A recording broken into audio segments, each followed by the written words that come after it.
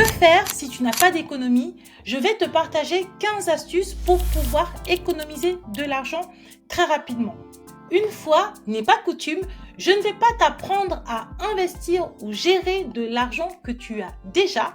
Aujourd'hui, si tu n'as pas d'économie, si tu n'as pas beaucoup d'économie, tu ne sais pas comment faire pour pouvoir gérer tes finances, je vais t'aider à constituer une épargne et t'aider à mettre le pied à l'étrier. On va voir des astuces originales, concrètes pour pouvoir épargner rapidement et facilement de l'argent, que tu sois une maman occupée, que tu sois une célibataire débordée ou que tu sois une grand-mère à la retraite qui a un petit peu de temps. On va trouver 15 astuces très faciles à suivre. Donc, prends un café, mets des écouteurs, bois du thé, pose-toi et on démarre.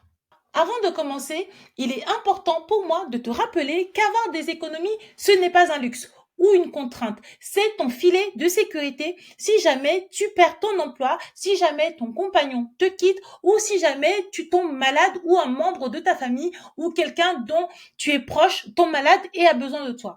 Avoir des économies te permet de réaliser tes projets à court, moyen et long terme. Et enfin, pour pouvoir investir, il faut bien avoir de l'argent de côté. Donc tous ces éléments réunis m'ont inspiré à faire cet épisode. Si tu as déjà de l'argent de côté, tu arrives à épargner correctement ou avec quelques difficultés, cet épisode va aussi te donner de nouvelles idées pour pouvoir te challenger toi-même et pour pouvoir aller un petit peu plus vite pour atteindre tes objectifs d'épargne financière. J'espère que ce programme te tente. So, let's go! Astuce numéro 1, il y a la méthode du no spending day, c'est-à-dire la journée sans dépense. Je ne sais pas si tu connaissais cette méthodologie-là. Elle consiste à ce que toi, tu décides de t'engager une journée, par exemple chaque mercredi de chaque semaine, durant laquelle tu ne vas pas dépenser un centime. Il faudra donc que tu planifies à l'avance tes repas, que tu évites de faire les courses, que tu évites même les activités pas chères de type aller prendre un café dans une terrasse. Donc, toutes les semaines, le même jour, tu ne vas pas dépenser 1 euro. Et je pense que si tu décides que ce jour où tu ne vas pas dépenser 1 euro soit un jour dans le week-end, tu pourras même progresser encore plus vite en matière d'épargne. Si tu décides par exemple de ne jamais dépenser d'argent tous les samedis pendant une certaine période, je pense que ton niveau d'épargne progressera plus vite parce que très souvent, c'est le vendredi, samedi ou dimanche, bref, les jours de week-end que l'on a tendance à dépenser plus. Astuce numéro 2, il s'agit d'adopter l'échange ou le troc.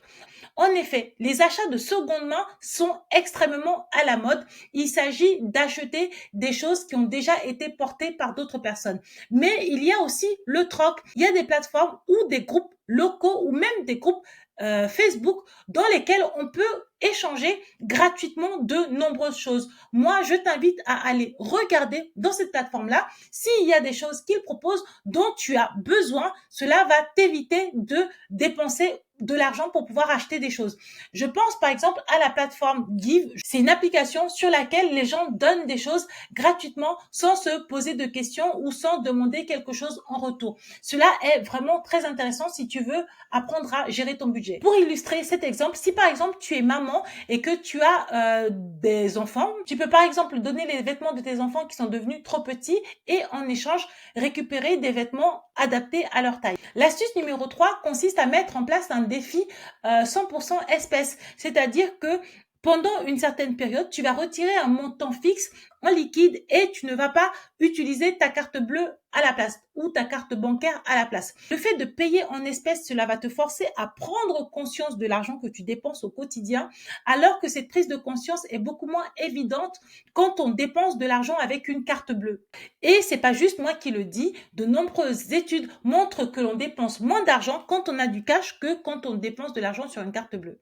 L'astuce numéro 4 consiste à utiliser à fond les programmes et les applications anti-gaspillage. Il y a des applications de type Too Good To Go, il y a des applications de type Phoenix, il y en a beaucoup. Ces applications te permettent d'acheter des repas ou des produits invendus à des prix moins élevés. Donc, tu as un double avantage. En plus d'économiser, tu réduis le gaspillage, donc une double victoire. L'astuce numéro 5 consiste à regarder tous les avantages, subventions et aides qui ne sont pas très connus. Je t'invite à te renseigner sur les aides locales que l'on peut retrouver dans ta ville ou dans ton département, ou les aides nationales auxquelles tu pourrais avoir droit, ou même les aides de ton entreprise, aides dont les entreprises ne parlent pas assez souvent. Je pense par exemple aux aides sur la mobilité, les passes Navigo et autres aides que proposent les entreprises ou même les villes et les départements. Elles sont souvent sous-utilisées par manque d'informations. L'astuce numéro 6 consiste à te lancer un défi d'épargne créatif. Je t'invite à te créer un petit pot dans lequel tu vas insérer toi-même des idées pour pouvoir te lancer des défis, pour pouvoir épargner de l'argent. Par exemple, tu vas mettre 1 € d'économiser à chaque fois que tu vas marcher 10 000 pas. Ou alors, tu vas mettre 2 € de côté à chaque fois que tu prépares ton propre café plutôt que d'aller dans un café. Non seulement tu épargnes, mais en plus tu développes de bonnes habitudes.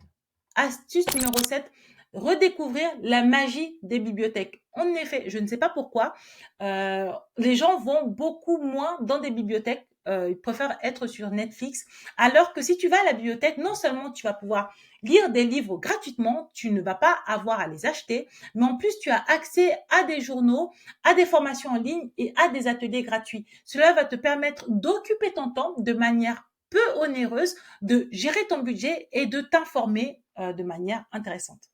En outre, n'oublie pas que de nombreuses bibliothèques prêtent aussi des jeux pour tes enfants, prêtent aussi des disques pour la musique et avant, ils prêtaient même des DVD. Après, malheureusement, les gens ne regardent plus de DVD, mais ça peut toujours valoir le coup de regarder s'ils proposent des nouveaux services. L'astuce numéro 8 consiste à réduire volontairement certaines dépenses superflues pour pouvoir mieux apprécier ce que tu as déjà.